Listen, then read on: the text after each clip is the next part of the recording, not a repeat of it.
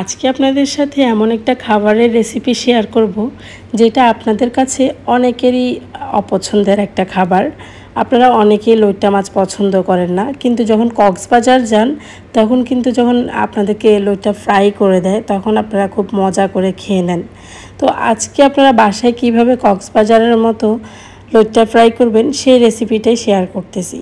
এখানে আমি কিছু লইট্টা মাছ কেটে ধুয়ে পরিষ্কার করে নিয়েছি স্লাইস করে। তারপর এখানে হচ্ছে আদা, রসুন, গরম মশলা, টক দই, সয়া সস সব কিছু দিয়ে ভালোভাবে ম্যারিনেট করে রেখে দিয়েছি প্রায় 2 ঘন্টার মতো।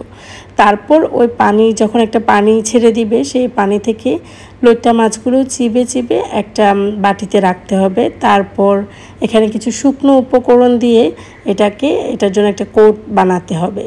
আমি এখানে কিছু বেসন, 2 টেবিল চামচ ময়দা, বেকিং পাউডার, তারপরে হচ্ছে কর্নফ্লাওয়ার সব কিছু দিয়ে এটা সুন্দর করে ভালোভাবে হাতে মেখে ফেলতে হবে যেন এটা একটু আঠালো আঠালো টাইপের হয়।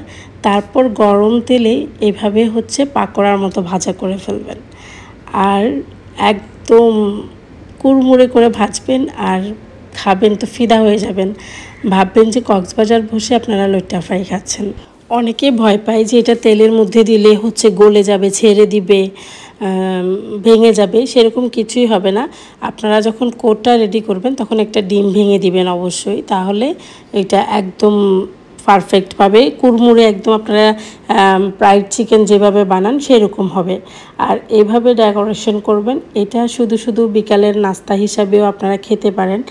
আর যদি ডাল একটু ঘন করে ডাল রান্না করে এই লইট্টা ফ্রাইটা ভাত দিয়ে খান, উফ অস্থির, একদম অসম্ভব মজার একটা খাবার। এটা অবশ্যই বাসায় ট্রাই করবেন আর কেমন হয়েছে কমেন্টে জানাবেন।